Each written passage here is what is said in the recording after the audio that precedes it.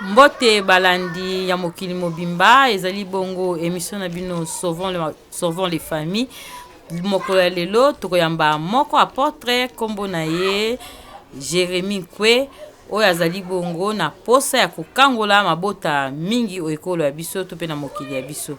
Mbote na yo papa Jérémie. Mbote mama Rachel. Papa okoki koyebisa biso kombo na yo nani?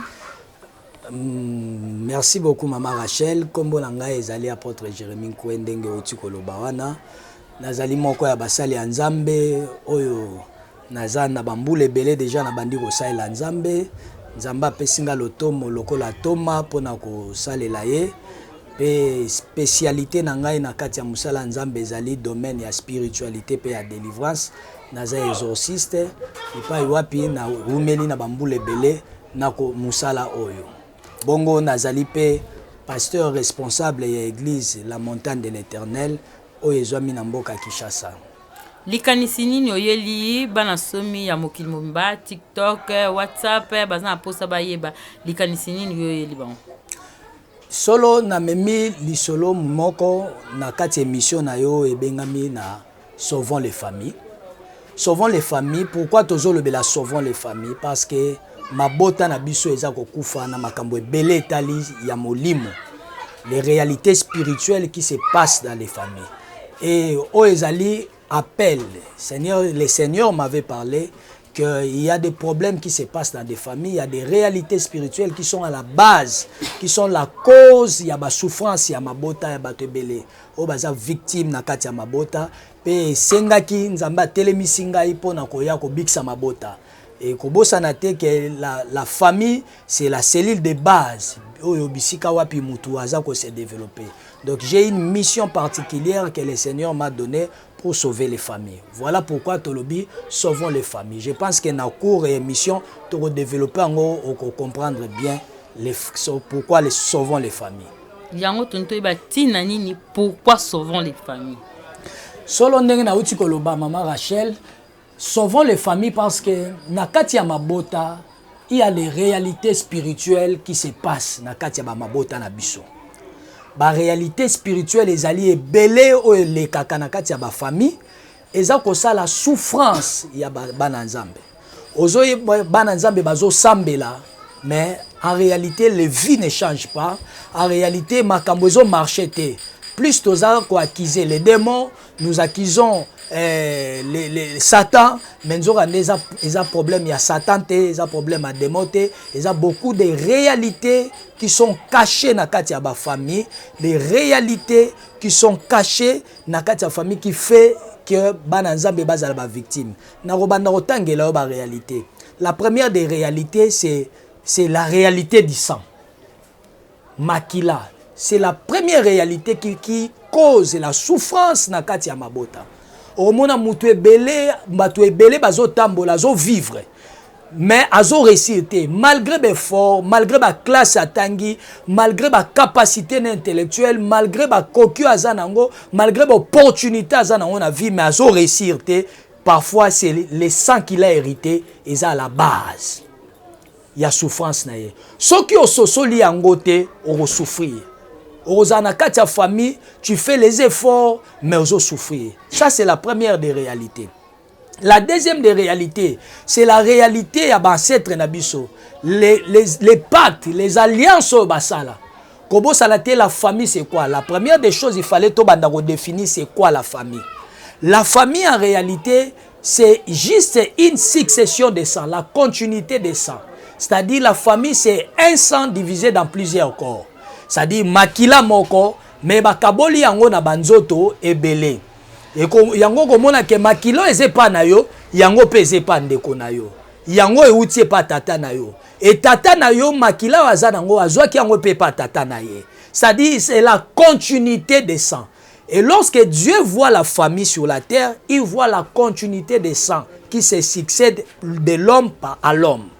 C'est ainsi et ça normal que ba pacte oyo ba setre na yo ba sala ba alliance oyo ba réalité ba vivra ba alliance ba pacte ba sala ezala des générations des générations passées avant yo au vivre yango comme conséquence ezala cause ya souffrance na yo ebele bazo landa biso na moment oyo bazo vivre babiloko bongo mais azangi ko sosola.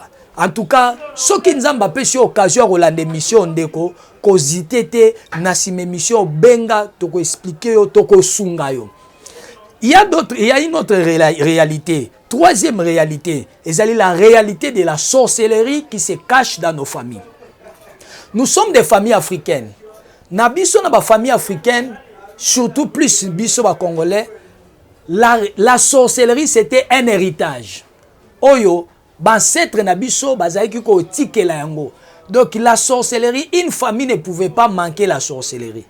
Or la sorcellerie a ses conséquences. La sorcellerie a ses réalités. Oyo lelo bato ebele baza victime nango. Surtout biso na ba famille africaine, toza victime à la sorcellerie. Il y a des réalités de sorcellerie qui se cachent dans ba famille. Yo ko mona ka bo vani na ndako ba pesi mo ano kindoki. Yokobi mapesi mwana kindoki ne. Or kindoki wana bapesi parfois eza héritage ya koko na ye moko azalaka na kindoki kala.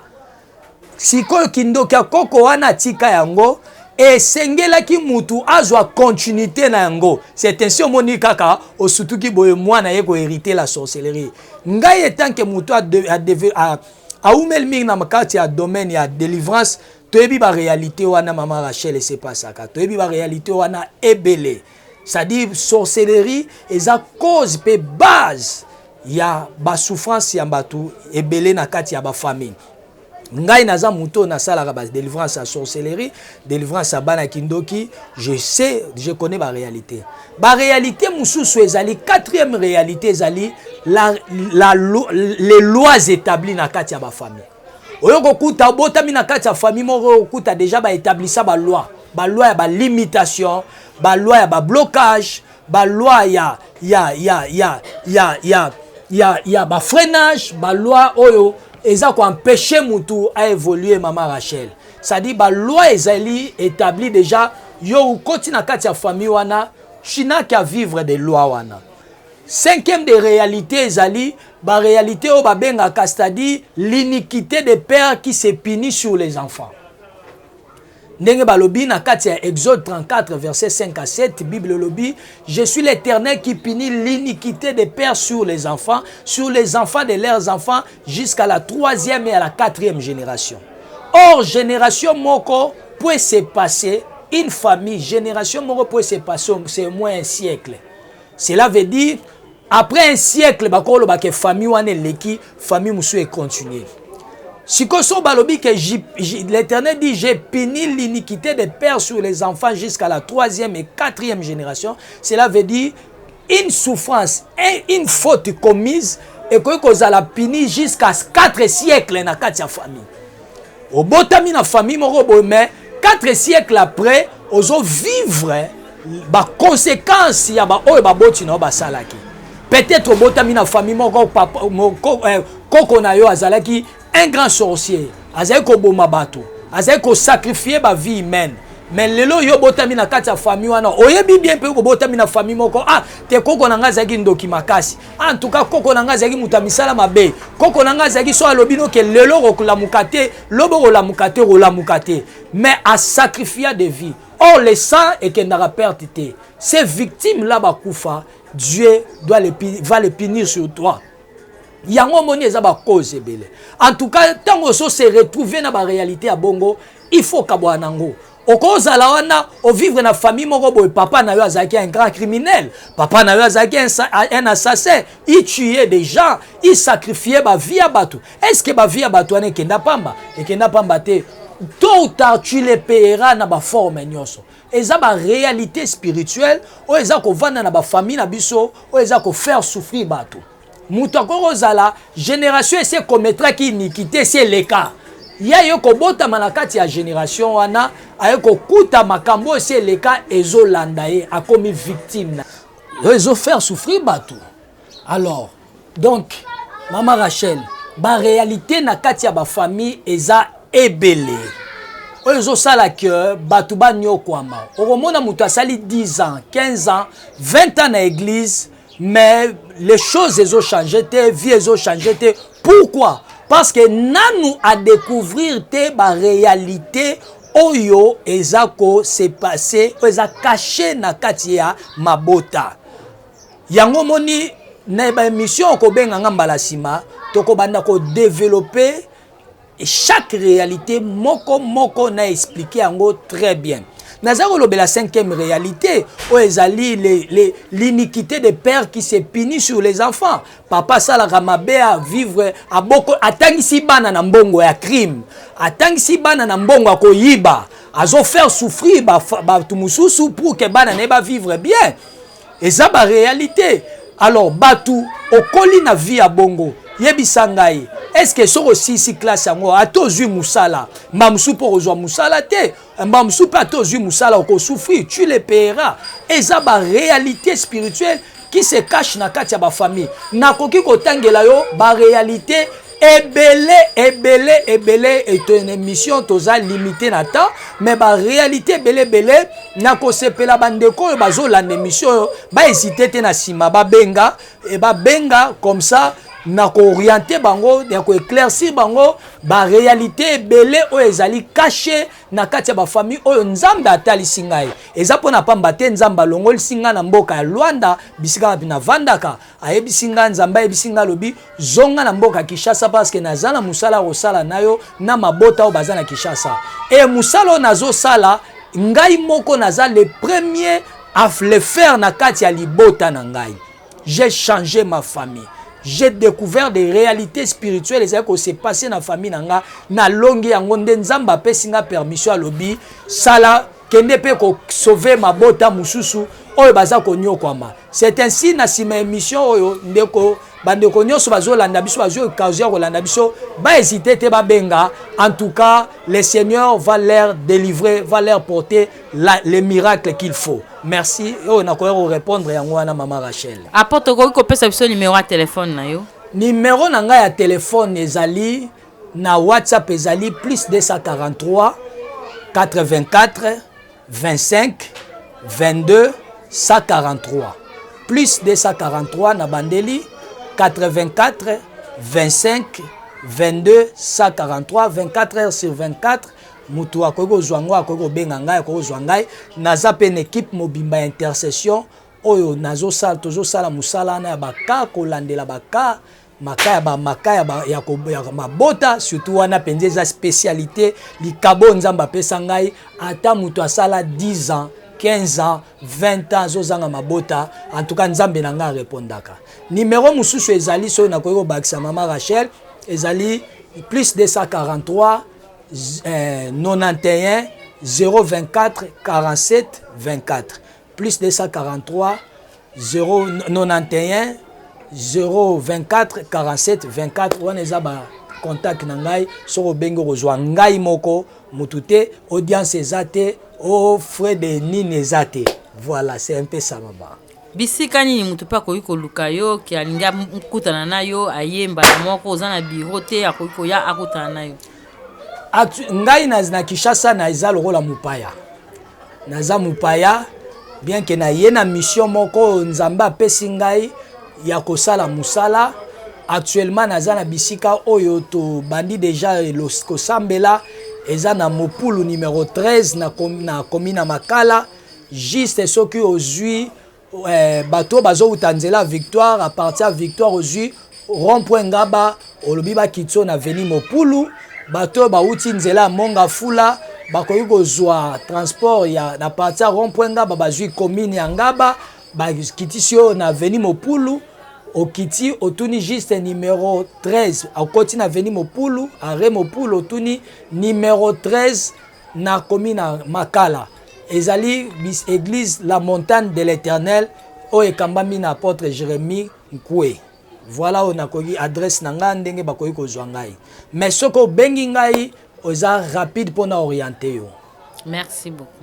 Il y a solo apôtre Jérémie to comme na suka na ba réalité otange biso 5 réalités na ba réalité wana réalité nini oyo ko kabola na bana nzambe mukoya lelo po mutu na mutu amitala malamu soki penza mikakatano nini oyo yazali na. Merci beaucoup maman Rachel. Na lobi bongo ba réalité ezebele ndenge na oti koloba eza kaka 5 te ba réalité belé po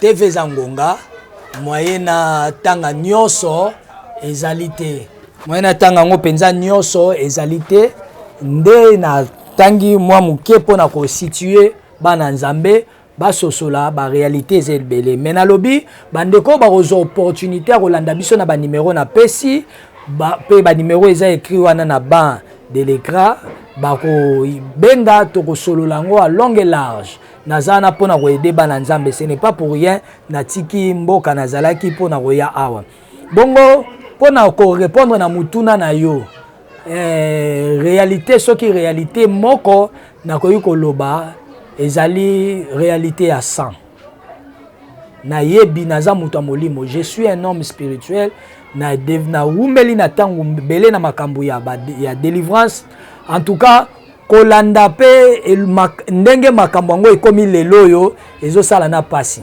ngai na mesana na médiaté mais na kolto nzambe azo pousser biso to kota média parce que ba aventurier ba leki ebele. Et le Seigneur me dit, j'ai prié, le Seigneur m'a dit, si les aventuriers bazo bimal, bazo bima pona ko sabatu, c'est parce que vous les vrais bo vandi kimia. Nde maloba wana vansinga kimia te, nde moni lelo nazali boso na yo pona ko répondre na mituna wana.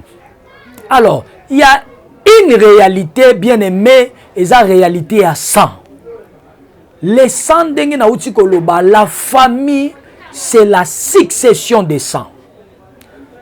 La famille, c'est la succession des sangs. On peut ça verser mon qu'on a Lévitique chapitre 17, au bandi na verset 10 et na verset 10 ti okiti na verset 14. Bongo nakozwa kaka 14e verset pour Nathan ka verset moko balobi boye car la vie de toute chair c'est son sang qui est en elle. C'est pourquoi j'ai dit aux enfants d'Israël, vous ne mangerez le sang d'aucune chair, car la vie de toute chair c'est son sang, quiconque en mangera sera retranché. Avant na banda ko expliquer verset yo nangina talisa yo c'est quoi la famille. La famille de Naouti Koloba, la famille c'est la continuité du sang. La continuité du sang. Cela veut dire quoi? Cela veut dire que makila oyoza nango eza makila ya famille moko zo appartenir nango. Et makila oyoza nango eza makila outi pa na yo moko te. Et outi e bandaki na ta e outi pa tata na yo, ozue pa tata na yo. Yo pe okotike la bana na yo. Pe tata na yo azue pa tata na ye. Tata na yo aboteki tata na yo azue pa bakoko na ye. Ça dit c'est la continuité, c'est le sang qui continue. Cela veut dire quoi? Cela veut dire que c'est la vie de la famille qui continue. Alors, plusieurs personnes batoué belé bazo souffrir parce que ba hérité ba sang o ezala suyer, ba hérité ba sang o ezala sacrifier, ba hérité ba sang o ezala bloquer. Ba hérité na vie na bango ba sang o ezala détruit, ba hérité na vie na bango ba sang o ezala déjà vendu, ba hérité na ba sang o ezala déjà sacrifié, vendu papa. Yango zo mono zo sala makambo zo simba te, eza problème na yo te, eza problème makila nini yo zo mema. Na Bible balobi boye. Le Seigneur est en train de dire aux enfants d'Israël, alzolo baboye, abi la car l'âme de toute chair, c'est dans son sang. C'est-à-dire, l'âme ezali vie. Alors, vie à mosuni nyonso, vie à nzoto nyonso, ezana kati ya makila. Toute ta vie, c'est résumé dans le sang. Na kati ya makila oyozo apporté. Na kati ya makila oyozo porté na nzoto na yo. C'est ta vie qui se cache. Ebele bazo vivre lelo na makila moko ozaka na koko na yo azaka na kisi ya mbongo mais koko wana oyebi ba pacte ni na sala na makila na yo te pour que lelo yozo sala makambo simba te parce que il avait déjà vendu ton sang ateka déjà makila na bino et makila wana lelo ato sali ndenge nini bien aimé o réussir nango te parce que des générations passées makila oyo zo porté eza makila oyo déjà bateka ngo epanganga moko quelque part mama Rachel eza makila moko déjà ba sacrifier yango eza makila moko déjà ba salela ngo ba pacte ba salela ngo ba cérémonie ba salela ngo ba rituel oyo faut luka ba sala ya nzambe ba anile yango oyo faut luka ba sala ya nzambe ba délivrer na makila wana oyo faut luka ba sala ya nzambe ba libérer makila wana c'est une chose au monde que zo souffrir rien ne marche dans la vie au simba musalo et simbité au voyager bo simbité. C'est-à-dire, l'échec est incarné dans le sang. L'échec est incarné dans Katia Makila, c'est une chose au monde que rien ne marche. Le sang, c'est la vie. Le sang, c'est... Donc, personne ne peut réussir avec un sang qu'on a déjà vendu, un sang qu'on a déjà sacrifié, un sang qu'on a déjà détruit, un sang qu'on a déjà fait des pactes, des rituels et des cérémonies, des sacrifices. T'as là des générations passées, mais quand on consultait les cas, mais quand on consultait la vie de tes ancêtres, le sang que tu portes, c'est le sang de la sorcellerie. Makilo zo mema, eza makila kindoki, eza makilo et détruisant ma vie à batebele. Le sang que tu portes, c'est le sang des racines et où tu es pas féticheur, et où tu es pas bato ba pratiquer les fétiches, bato ba pratiquer la magie, bato ba pratiquer l'occultisme. Makilo zo mema, eza makila bato ba pratiquer les sciences occultes, bato ba pratiquer de mauvaises choses. C'est le sang que tu portes et bakila bongo yo ko réussir na ngondenge nini. Il est temps ya ko délivrer makila na yo, il est temps qu'on sorti parce que la délivrance aux olukalelo ezaka délivrance pour na yo mogote mais la délivrance c'est pour na ba o pe ba koya parce que tu vas couper les liens ya makila pe okope ça bande ko mususu la délivrance c'est parce que ce que tu cherches n'est pas seulement pour toi mais c'est pour plusieurs générations qui vont venir après toi. Voilà pourquoi eza réalité à munene. La réalité des sangs. De qui tu as hérité les sangs? C'est ça le problème. C'est ça la question que tu dois te poser. De qui tu as hérité les sangs? Makilo ozalango, aux yeux pas nani. Et la personne que tu as hérité les sangs avait fait quoi avec les sangs que tu portes? Ba parents na yo ba salaki ni na makila, ba ozanango, ba koko na yo, ba salaki ni na makila ozanango, ba mabota na yo, ba oy ba lekaki ba koko no ba salaki ni na makila ozanango. Il est temps de luka délivrance à makila na yo pour que ça la sauver, pour que ma génération ba nozobota ba za la libérer. Voilà pourquoi yo mutozo occasion ya kolande mission ko hésiter te ko benga. Hésiter te kobenga ba contact ko ezawana okosuyambangamo kwa personne, c'est la mission que Dieu m'a donnée. C'est la mission que l'Éternel m'a confiée pour délivrer les familles, pour sauver les familles. Voilà pourquoi je vais chuter pour te dire, il est temps que tu sauves ta famille. Sauve ta famille, appelle les numéros ezawana bas de l'écran. Okuta nangai moro mosali nzambe na kolanda yambayo na kolanda kanayo. Il est temps de sauver ta famille. Merci beaucoup. Bye bye. Voilà. N'a aussi ces missions boété na permission de maman Rachel sans que na bonde la pona bandeko nyonso balandi biso na émission bandeko nyonso bazio occasion malobo est touché malobo est simbié. Lorsque le pouvoir c'est dans le vouloir. Quand tu veux quelque chose, tu as le pouvoir de le faire.